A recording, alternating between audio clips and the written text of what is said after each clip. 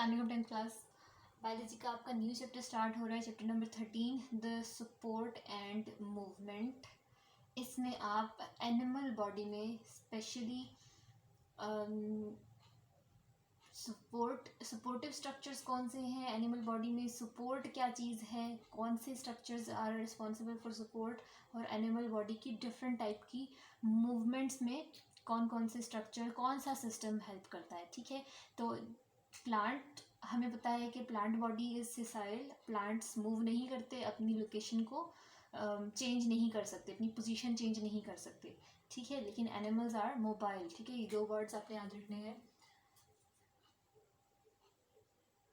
Sessile means वो organism जो अपनी पोजीशन नहीं छोड़ सकते। ठीक है, जैसे कि प्लांट्स।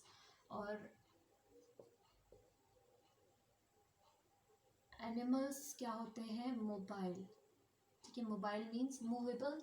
ठीक है, तो इस चैप्टर में आप प्लांट्स के बारे में कुछ भी नहीं पढ़ोगे, सिर्फ एनिमल्स के बारे में पढ़ोगे। ठीक है, क्योंकि प्लांट्स के बारे में हमने थोड़ा सा 9th क्लास में देखा था कि जब प्लांट सेल टर्जेट होते हैं तो प्लांट बॉडी किस तरह से होती है, प्लांट बॉडी को सपोर्ट मिलती है। ठीक है, तो turgidity and cell presence of cell wall in the plant cell is responsible for their support. ठीक है, और मूवमेंट वो करते नहीं। ठीक, तो हमने सपोर्ट और मूवमेंट के लिए एक स्पेशल सिस्टम है। ठीक है, उसको एनिमल के लिए हमने पढ़ना है। ठीक है, the system responsible for support and movement in an animal body is called the skeletal system. तो उससे पहले हम मूवमेंट देखते हैं। मूवमेंट किस तरह की हो सकती है? मूवमेंट भी दो तरह की होती है। मूवमेंट क्या है? जनरली मूवमेंट को हम डिफाइन करते हैं। Movement is a process of changing its position. ठीक है, अपनी पोजीशन चेंज करना। ठीक, अब पोजीशन किस तरह से हो सकती है? हम जैसे अगर मैं स्टेशनरी हूँ, मैं यहीं पे खड़ी हूँ, ठीक है, मैं अपनी पोजीशन नहीं छोड़ती, अपनी लोकेशन चेंज नहीं करती, जस्ट मेरे हैंड्स मूव करते हैं। ठीक है, आर्म मूव करता है। ठीक, मैं अपने नेक को मूव करा सकती हूँ। ठीक है, तो अगर बॉडी पार्ट्स मूव कर रहे हैं तो वो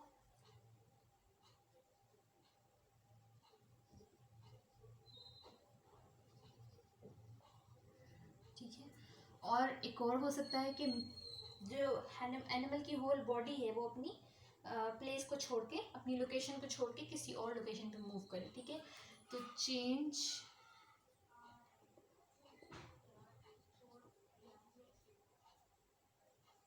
इन पोजीशन और लोकेशन ऑफ एनिमल बॉडी। अगर पूरी बॉडी अगर मूव करे, ठीक है, एक लोकेशन से दूसरी लोकेशन पर जाए, तो that type of movement is called actually the locomotion. ठीक है, तो यही जो लोकोमोशन है ये एनिमल की कैरेक्टरिस्टिक है। जो मोबाइल होते हैं एनिमल्स वही लोकोमोशन कर सकते हैं, जबकि मूवमेंट ऑफ बॉडी पार्ट तो सारे ही ऑर्गेनिजम्स करते हैं। ठीक है, चाहे वो प्लांट्स हो, चाहे वो माइक्रो ऑर्गेनिजम्स हो, चाहे वो एनिमल्स हो। ठीक, लेकिन sessile means which can't locomote। ठीक है, and mobile means which can locomote. ठीक है, जो अपनी पोजीशन, अपनी बॉडी को लेकर किसी और पोजीशन पे जा सकते हैं। ठीक है, सही। तो हम यहाँ पे एनिमल की लोकोमोशन बेसिकली पढ़ेंगे यहाँ पे। ठीक है, बॉडी पार्ट की मूवमेंट भी पढ़ेंगे, लेकिन जब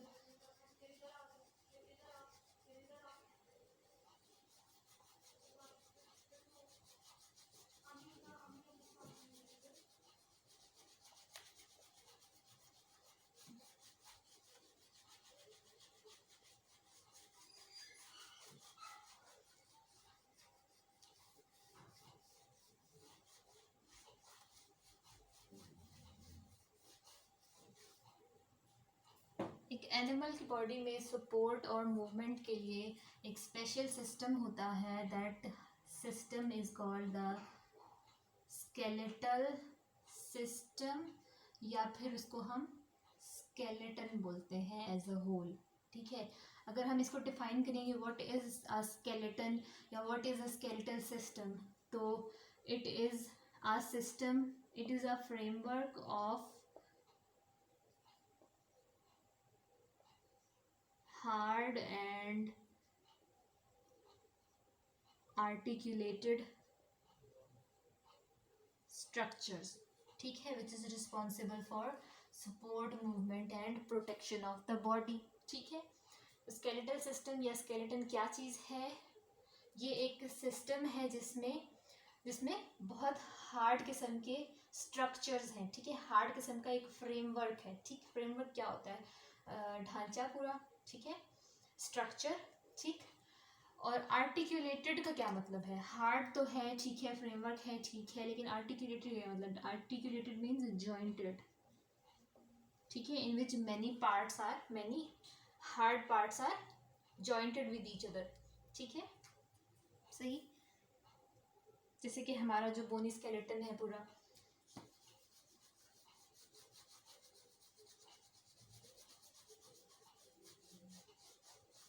स्केलेटन दो तरह का हो सकता है।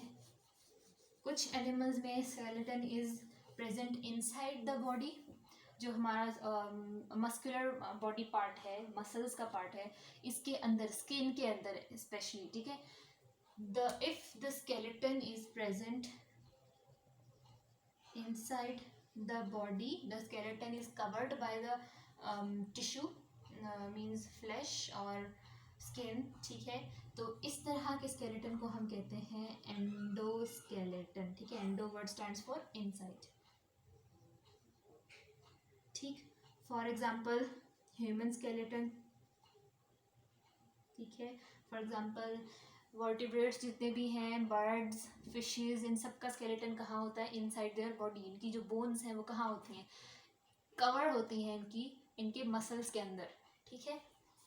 इसी तरह कुछ एनिमेलिया के कुछ, जो किंगडम एनिमेलिया है, इसके कुछ मेंबर्स ऐसे हैं जिनमें this skeleton, this supportive system is outside the body tissue.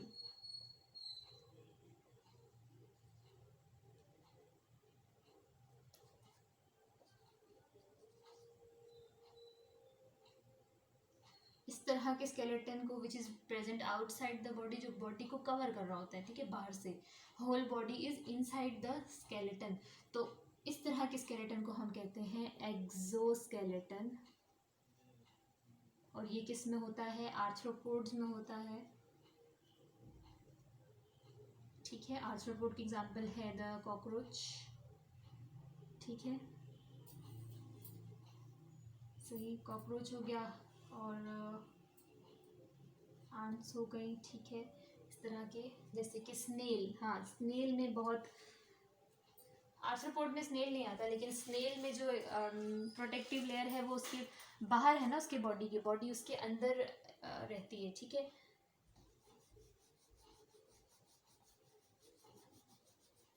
अगर एक्सोस्केलेटन और एंडोस्केलेटन में डिफरेंस आ जाए तो आप इसको डिफाइन करोगे, it is the type of skeleton which is present inside the body and exoskeleton is present outside the body. Second point में आप एग्जांपल लिखोगे, यहाँ पे कॉकरोच, एंट वगैरह, ठीक है। और यहाँ पे क्या लिखोगे? ह्यूमन और अदर एनिमल्स, जैसे कि गोट लिख सकते हो, फिश लिख सकते हो, ठीक है, बर्ड्स लिख सकते हो, ठीक है।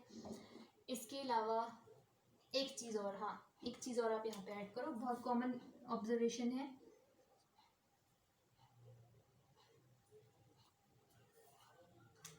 कि नहीं आपके काम की नहीं है, बस इतना काफ़ी है, क्योंकि आपने टेक्स्ट तक ही रहना होता है इतने।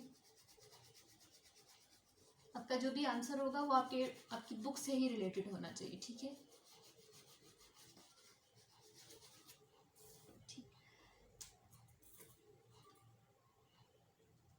स्केलेटन का फंक्शन क्या होता है? हम इसका रोल देखते हैं या इसके फंक्शंस देखते हैं। तो आपकी बुक में जगह जगह पे अलग अलग, इसी चैप्टर में अलग अलग टॉपिक्स में इसके फंक्शन लिखे हैं। तो आप इनको जब इनलिस्ट करोगे तो सबको इकट्ठा इनलिस्ट करना है।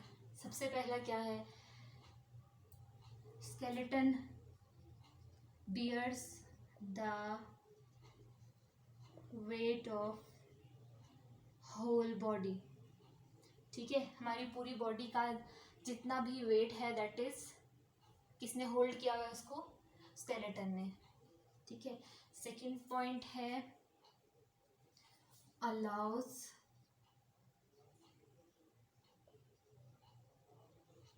Movement of whole body as well as. अब अलग पॉइंट, अगर लॉन्ग क्वेश्चन आ जाते तो आपने हर पॉइंट अलग अलग करके लिखना है, ठीक है। शॉर्ट है तो आप इसी के साथ ही दूसरा भी ऐड करोगे। एज वेल एज इसके साथ लिखते हैं, मूव्स पार्ट्स ऑफ बॉडी, ठीक है, सही। इसके अलावा हम और क्या लिख सकते हैं कि जैसे कि हमारी स्कल है, इसने हमारे ब्रेन को इनक्लोज किया हुआ है, ठीक है, ब्रेन को प्रोटेक्ट किया हुआ है, ठीक है। तो hard skeleton always protects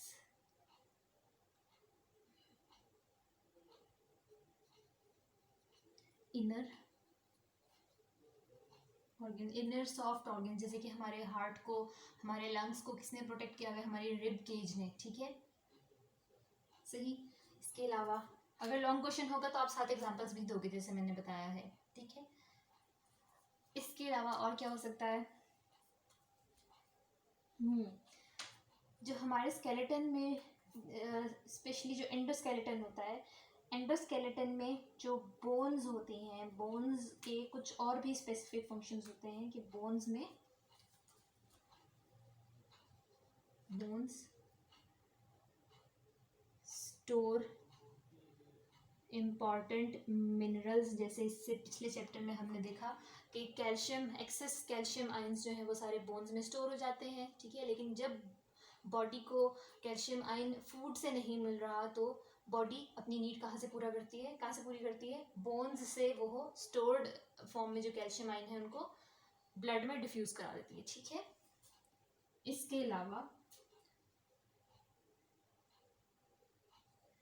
bones produce red blood cells and white blood cells, तो हम WB से लिख सकते हैं, ठीक है।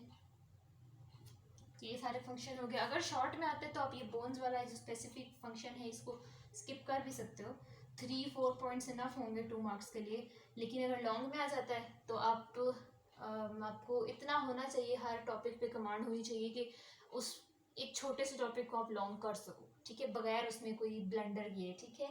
तो आपकी बुक में तो ये 2-3 लाइंस में लिखा हुआ है, तो इसको आपने 1 2 3 4 5 6 हेडिंग्स के तौर पे भी लिख सकते हो, ठीक है। वेट बेयरिंग, ठीक है, आप इसको ये हेडिंग दे दो और उसके अंदर एक लाइन लिख दो, the hard bony skeleton bears the body of the whole animal, ठीक है, bears the weight of the whole body of the animal, ठीक। उसके अलावा आप सेकंड में इसमें क्या हेडिंग दोगे, लोकोमोशन की हेडिंग दोगे यहाँ पे, ठीक है, क्योंकि it is the movement of whole body. तो आप फिर इसमें लिखोगे skeleton allows the locomotion of the animals, ठीक है।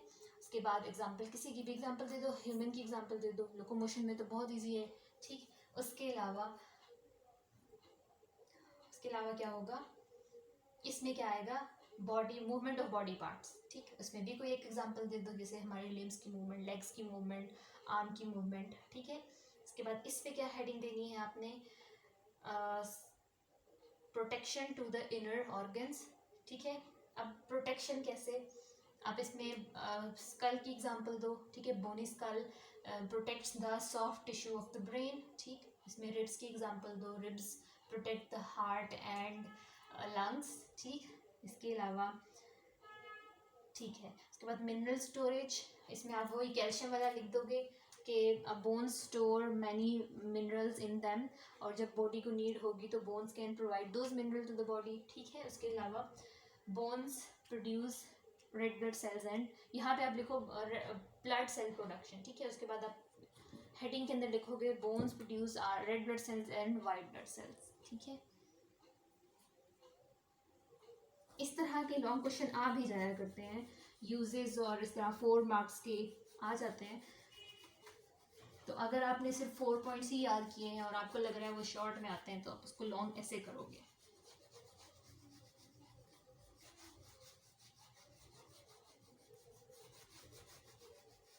तो हो गए फंक्शंस।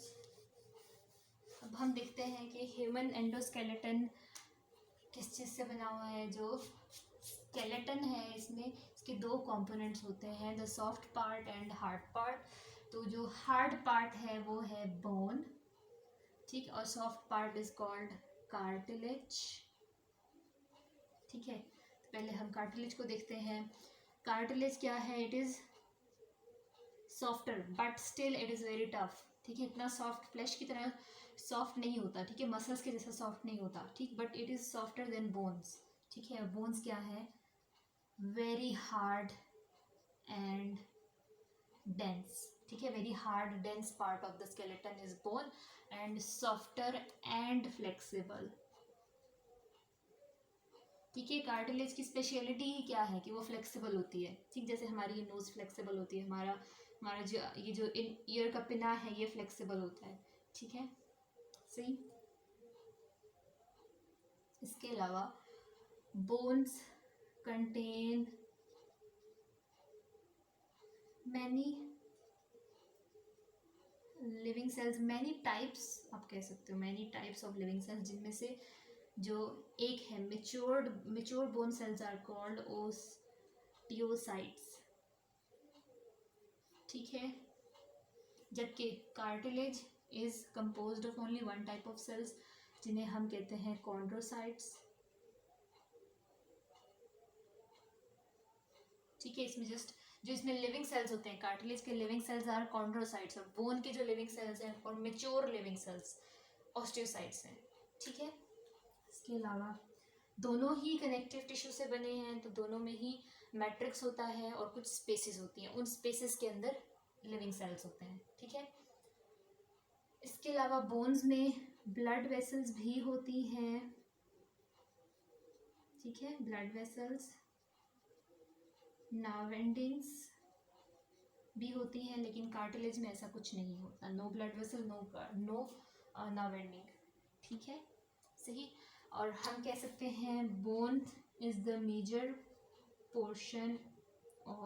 पार्ट ऑफ स्केलेटन, और कार्टिलेज क्या होता है? कार्टिलेज बहुत थोड़ी अमाउंट में होता है, ठीक है, बहुत थोड़ा सा कार्टिलेज होता है, ठीक, सही। इस तरह से हम कंपैरिजन कर सकते हैं बोन और कार्टिलेज का।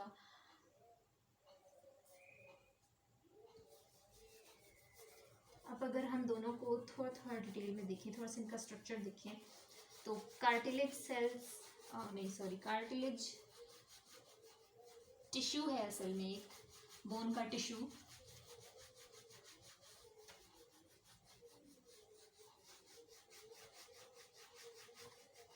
आपने 9th क्लास में ये चीज़ पढ़ी होगी, 4th चैप्टर में टाइप ऑफ टिश्यूज पढ़े होंगे, उसमें से कनेक्टिव टिश्यू भी एक टाइप की, जिस बोन और कार्टिलेज दोनों ही कनेक्टिव टिश्यू की टाइप है, ठीक है। लेकिन जो इसमें कार्टिलेज है, हम कार्टिलेज का अगर स्ट्रक्चर देखें तो वो इस तरह से है कि यहाँ पे फाइबर्स होते हैं, सही, बहुत सारे कोलाजन फाइबर्स, ठीक है, मैनी नंबर, ठीक, बल्कि हम इसको ऐसे डिवाइड कर लेते हैं, कार्टिलेज का स्ट्रक्चर मैट्रिक्स और स्पेसेस में डिवाइड होता है, ठीक है। Those spaces between the matrix, ये पूरा इसका बैकग्राउंड को, सारे को, सॉलिड पार्ट को मैट्रिक्स कह लो, और इसमें जहाँ पर स्पेसेस होंगी, ठीक है, उनके अंदर सेल्स होंगे, तो वो जो स्पेसेस हैं उनको हम कहते हैं लैक्यूना, ठीक है। और जो मैट्रिक्स का पोर्शन है it is made up of only fibres, ठीक है। लैक्यूना कंटेन्स लिविंग सेल्स, सही। ये जो लैक्यूना है इसके अंदर ये स्पेस है, ये असल में the space between the matrix, ठीक है, इसके अंदर लिविंग सेल्स होते हैं, ठीक। और इन्हीं लिविंग सेल्स को हम कहते हैं कॉन्ड्रोसाइट्स, कॉन्ड्रोसाइट्स भी होते हैं और इसके अंदर फ्लूइड भी होता है, ठीक है, सही।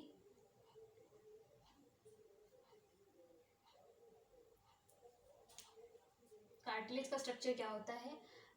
इसमें दो पार्ट होंगे, स्ट्रक्चरल 2 पार्ट्स होंगे, matrix and the space between the matrix. Matrix is made up of the collagen fibres and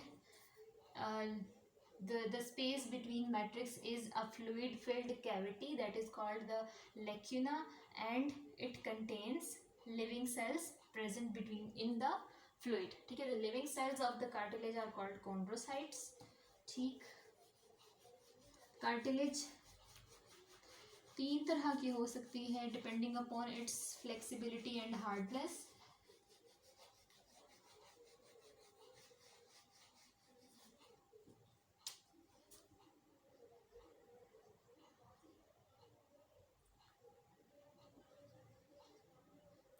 Line cartilage, fibrous and elastic cartilage.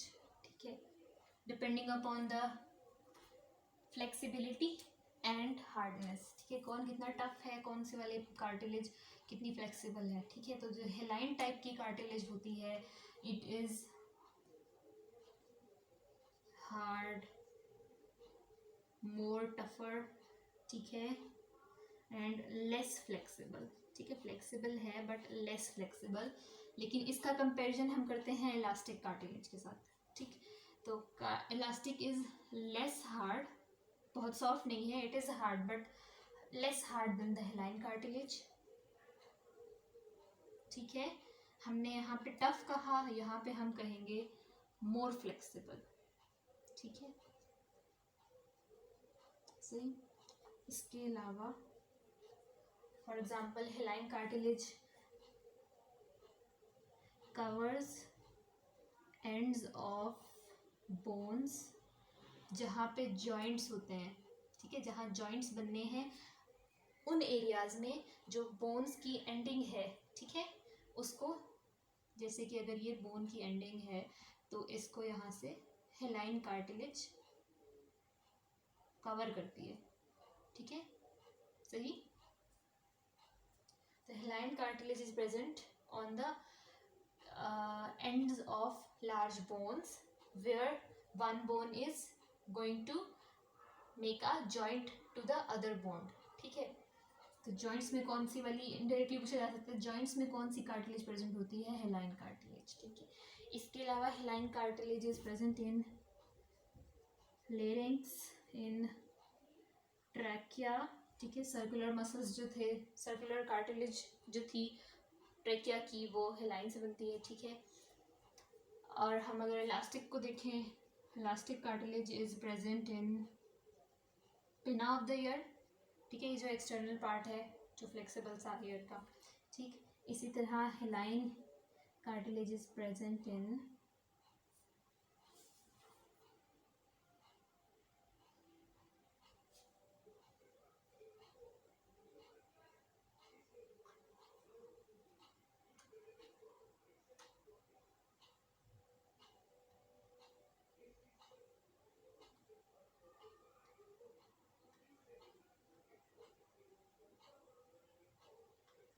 Knows.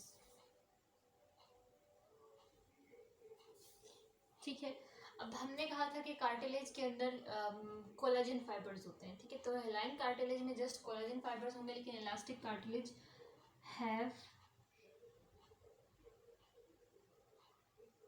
Collagen as well as elastic fibres. ठीक है, सही.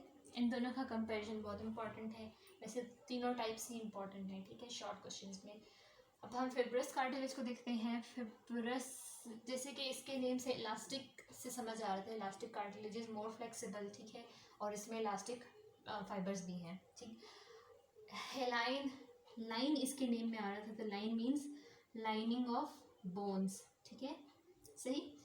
इसी तरह fibrous cartilage जो है इसका बिल्कुल special function है, ये सबसे ज़्यादा हार्ड होती है, लीस्ट फ्लेक्सिबल है, सबसे ज़्यादा डेंस होती है. ठीक है, इन तीनों में डेंस होगी, और it is present between the disc, between the vertebrae of vertebral column in the form of hard disc. ठीक है,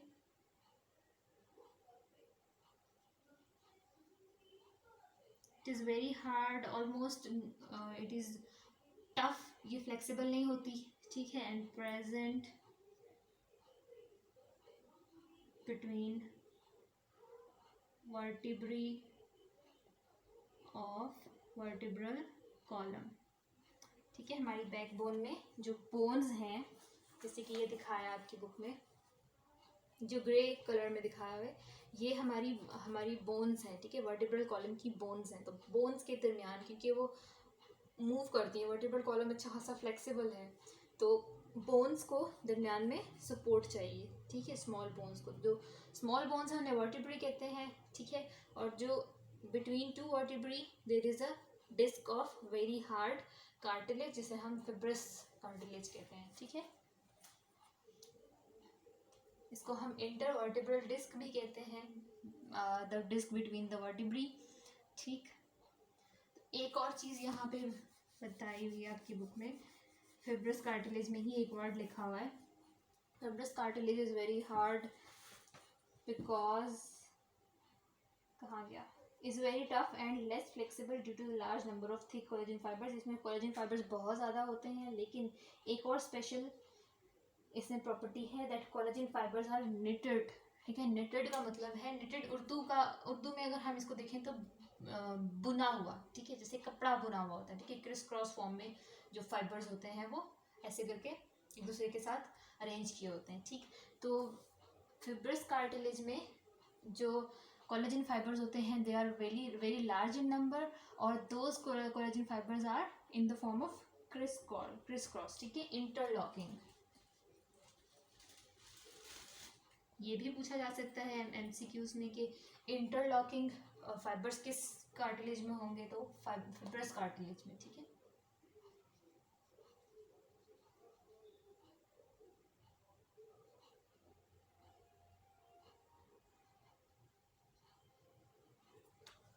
ठीक, यहाँ तक कार्टिलेज कंप्लीट हो गई है। अब हम बोन का स्ट्रक्चर देखते हैं।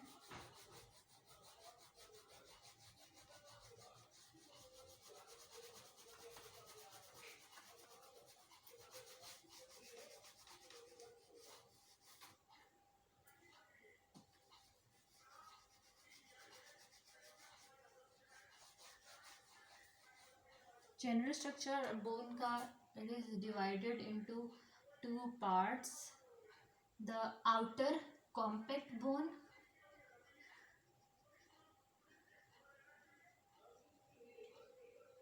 ठीक है, and inner spongy bone। ठीक है, जो स्पंजी वर्ड है it stands for porous structures. Porous means having holes. ठीक है, तो आपको नेम से पता चल रहा है कि कॉम्पैक्ट, कॉम्पैक्ट का क्या मतलब होता है, टाइटली पैक्ड। ठीक है, डेंस। ठीक, तो कॉम्पैक्ट बोन, जैसे एक, अगर हम एक बोन को कंसिडर करते हैं और हम उसका क्रॉस सेक्शन देखें तो ऐसा दिखाई देगा हमें कि जो आउटर पोर्शन है बोन का वो बहुत ही हार्ड किस्म के किसी सब्सटेंस से बना हुआ है। ठीक है, जिसको मैं शेडिंग कर रही हूँ, बहुत डेंस पार्ट है। ठीक है, इसमें पोर्स नहीं है। ठीक, लेकिन जो सेंट्रल पार्ट है बोन का that is porous in nature. Porous मतलब वो इतना डेंस नहीं है। ठीक, सही। ठीक है, तो हर बोन में ये दोनों ही पार्ट होते हैं। The outer part of a bone is very dense, जिसे हम कॉम्पैक्ट बोन कहते हैं। The inner part of the bone is spongy in nature, porous in nature, less denser, तो उसे हम स्पंजी बोन कहते हैं। ठीक है,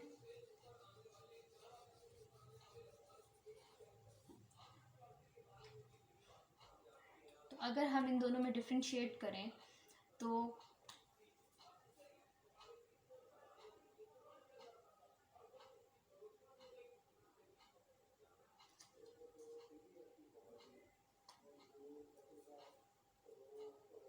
कॉम्पैक्ट बोन वो पोर्शन है जो एक बोन को पूरा कवर कर रहा होता है। ठीक है, एक बोन की जो फुल कवरेज होती है, हर जो पूरा सरफेस है, सारी सरफेस, ये सारी surface is covered by the compact bone. और स्पंजी बोन कहाँ पे होती है, यहाँ पे।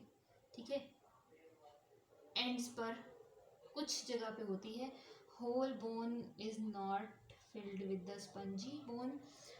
उसके बाद ये जो एरिया होगा, ये वाला, इसमें ये अंदर से हॉलो होगा, ठीक है। जो लार्ज बोन्स हैं हमारी वो हॉलो होती हैं, ठीक है। This hollow area is filled with soft tissue जिसे हम बोन मैरो कहते हैं, ठीक है। ये पार्ट है स्पंजी और ये पार्ट है कॉम्पैक्ट, ठीक। हमने कहा था कि हाँ, एक चीज़ और याद रखें आप, बोन मैरो के अंदर असल में ब्लड सेल्स बनते हैं, ठीक है। हम इसको आगे जाके देखेंगे।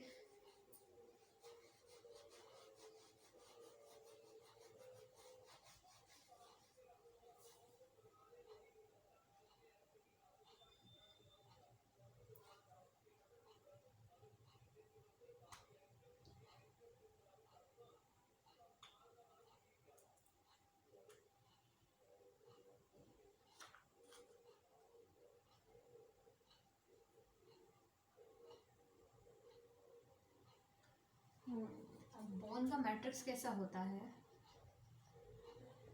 जैसे कि हमने कहा कि बोन और कार्टिलेज दोनों ही कनेक्टिव टिश्यू की का पार्ट हैं, तो फिर कनेक्टिव टिश्यू में मैट्रिक्स के अंदर एम्बेडेड होते हैं कहीं कहीं पे सेल्स, ठीक है। तो बोन में भी मैट्रिक्स और लिविंग सेल्स होंगे। तो जो बोन का मैट्रिक्स होगा, हम इसको इस तरह से देखते हैं, वो जो बोन के सेल्स हैं they are arranged in the form of concentric circles, ठीक है। जैसे कि यहाँ पर ये एक स्पेस है और यहाँ पे एक सेल हो, ठीक। ये एक स्पेस हो और यहाँ पर एक सेल हो, ठीक है, जिनको हम मेच्योर सेल्स को हम मेच्योर फॉर्म में हम उनको ऑस्टियोसाइट्स कहते हैं। तो सपोज अगर इस तरह सर्कल्स की फॉर्म में ऑस्टियोसाइट्स प्रेजेंट हैं, तो ये ऑस्टियोसाइट्स अपने इर्द गिर्द ये जो इनका जितना भी इन्वायरमेंट है इसके अंदर हार्ड सा मटेरियल स्क्रीट करते रहते हैं, ठीक है। That hard material later on is called matrix, ठीक है, सही। तो इस तरह से मैट्रिक्स के अंदर हमें बोन सेल्स एम्बेडेड नजर आते हैं इस तरह से, ठीक है, कॉन्सेंट्रिक सर्कल्स की फॉर्म में। बिल्कुल ये वाली लेयर भी सेल्स की होगी, ठीक। इसी तरह यहाँ पे बोन्स के इन्हीं सेल्स के बीच में कहीं कहीं पे कुछ ओपन चैनल्स होते हैं, कुछ ट्यूबुलर स्ट्रक्चर्स होते हैं जिनके अंदर जिनके अंदर ब्लड वेसल्स होती हैं, ठीक। सपोज अगर यहाँ पे कहीं पे ब्लड वेसल है, ठीक है, नर्व एंडिंग्स भी होती हैं, ब्लड वेसल्स भी होती हैं, ठीक। और ये जो मैट्रिक्स है, असल में ये मैट्रिक्स कैल्शियम, फास्फोरस और इस तरह के आयंस से बनता है।